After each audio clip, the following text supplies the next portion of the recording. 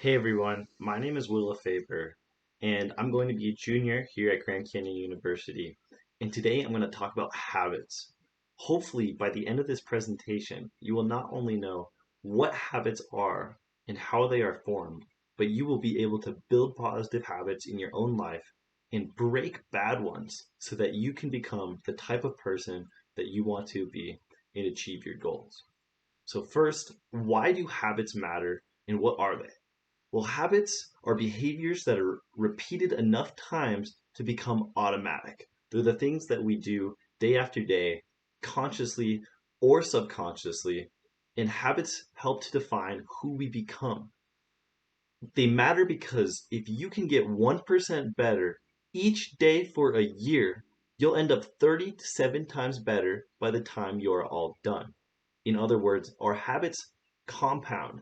So even though the things we do each day might be super small and insignificant in the short run, in the long term, they're going to make huge differences in who we become and who we are. A great analogy is an election. If you have an election and you get one vote, you're not going to win. It's super insignificant. But if you have positive habits that you're doing day after day after day, and each of those is a vote, after a while, those votes are going to add up and you will win that election. In other words, you will become who you want to be if you do the small things day after day because they will compound. In other words, the process of building habits is the process of becoming yourself. And each vote is a vote, each habit is a vote for the type of person you want to become. And so the more you repeat a behavior, the more you reinforce a certain identity. A great example of this is how I have recently become a reader. Now, the first time I read a book, I didn't consider myself to be a reader. But the more that I repeated that, the more that I start to believe, hey, this is who I am and this is who I'm becoming. So when I read a book, I embody the identity of a reader. When I work out, I embody the identity of an athlete. When I write each day, I embody the identity of a creative person. And so by engaging in certain actions and behavior, we're actually convincing ourselves of who we are and who we're becoming. And the habit building process is gradual. It's not going to happen overnight, as I talked about, but it takes time and a lot of patience. But the process determines our progress and who we're going to become, and it's super significant if we stay committed. And so this leads me in to our next point, which is how to build habits. And with that, we're going to learn how to break negative habits. So first of all, habits are built with 4 steps. First is the cue, second is the craving, third is the response, and lastly, we have the reward. So the cue triggers our brain to initiate a behavior. The craving is the motivational force behind each habit, giving us a reason to act. The response is the actual habit we perform, and the response leads to some kind of reward, whether it's emotional or tangible. There's going to be some kind of reward for us. And without any of these elements, there cannot be a habit. So a great example of these 4 steps would be, for me personally, my phone. If my phone's in my pocket and I feel it vibrate, then that's the cue, and it's going to create, a desire for dopamine in my mind. I want to see if someone messaged me or if someone's trying to reach out to me, and so that's going to create my craving. I want to check my phone. My response is pulling it out of my pocket, looking and seeing what the notification was, and then that's the reward is I can see if someone messaged me and I can message them back, and in my mind feels satisfied. And so the point of this is that all of our behavior is driven by a desire to solve some kind of problem. In this case, the problem was I didn't know if someone messaged me and I wanted to know, so I solved that by pulling out my phone. That was my habit.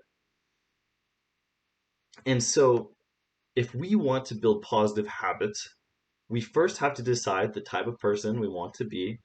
And then second, we have to prove it to ourselves with small wins. And so here are a few key points, three of them, which I'm going to use to define how we can build positive habits and break negative ones. First, systems. We do not rise to the level of our goals, we fall to the level of our systems. So for me personally, one of my goals is to put on weight. I want to become stronger and I want to not be as skinny. I'm not going to get there overnight. It's a gradual process and it's not just going to happen. Otherwise, if I say I want to put on weight, but I don't engage in any habits to get me there, it's just wishful thinking.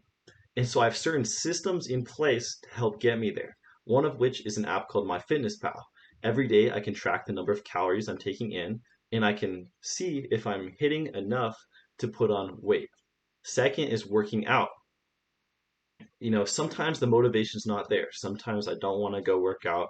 Sometimes I'm not feeling it.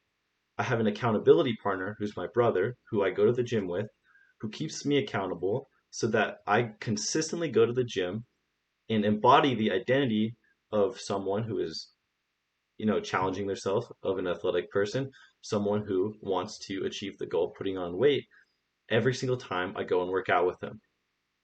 And so whatever's in front of us is what our attention is going to be focused on. And so if I'm surrounding myself with, other people who like to work out and who align with my goals, I'm significantly more likely to achieve them. And so that's huge when it comes to forming new habits. The second is implementation intentions. So this means to make a specific plan for when and where you will perform a new habit. And by doing this, you will be significantly more likely to follow through. This means saying that I will engage in a certain behavior at a specific time in a specific location. So for me, I will say I will work out at Vasa Fitness at this location at a certain time, which for me is 6 in the morning. And so by doing this, by creating a specific plan, I'm taking all of the effort away so that I don't have to do any thinking. I don't have to put in any extra effort. I simply follow the plan and stick to it. And by being consistent, I'm more likely to follow through and achieve my goals and engage in these positive habits. The third and last important tool for building habits is habit stacking. In other words, we often decide what to do next based on what we just finished doing. So you can say, and by the way, habit stacking works best when the cue is highly specific and immediately actionable. So by stacking, we're saying that after doing one thing, we'll do another. So I might say, after I work out, I will go and clean my room, for example, when I'm back home. Or actually, even more actionable than that, I can say after I work out, I will eat this meal and take in this number of calories because that's a goal that I have personally, is to put on weight. And so by habit stacking, once you're on a roll, you start to build up motivation. And so it just gets easier and easier to accomplish things that you wanted. And so then you might be asking, okay, that's how you build positive habits, but how do I break bad ones? Well, it's simple. You just flip it. You make it hard. So as I was saying about things that are in front of you become what your mind focuses on, if you take it away from you, make it less obvious and more challenging to do, then you're less likely to engage in negative habits. For example, if one of your bad habits is checking your phone first thing when you wake up in the morning and checking social media, then something you could do is leave your phone in another room when you go to bed at night. That way, when you wake up in the morning, you're not going to see your phone. And in order to check it, that would require the effort of actually getting up out of bed and going to another room. It takes a lot more effort, and you're significantly less likely to do it. Another great tool is to replace your bad habit with another positive habit. So that could mean rather than checking your phone, you might have a book in front of you, which is obvious, and you'll read that instead. And so the less effort that it takes, the more likely you are to do it. And paired with inflammation intentions and habit stacking, it becomes a lot easier to replace your bad habits with your positive habits and follow through on it. And so by making it hard to do a bad habit, it increases the friction and the effort to do it.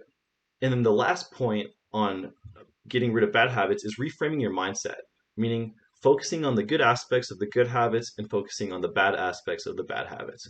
So let's say one of your goals is to eat healthier. Rather than focusing on the bad aspects of eating healthy, like, oh, it might not taste as good, I don't want to eat it, you can focus on, hey, by eating this, it makes me healthier. I look better. Um, I'm not going to have to worry about negative health effects. And let's say you want to focus on breaking a bad habit of eating junk food, rather than focusing on how it tastes good, you can focus on, hey, when I eat this, it's really bad for me. I don't look as good if I'm eating junk food consistently because I'm putting on negative weight or things like that. And so, to sum up everything that I said today, a habit is something that is repeated enough times to become automatic. It happens with a cue, a craving, a response, and a reward.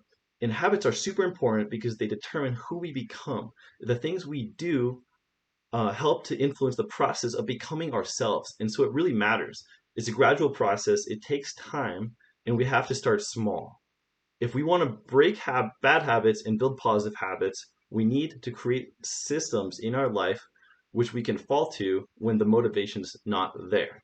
We can utilize implementation intentions and habit stacking to make it easy and effortless to become the type of person we want to become.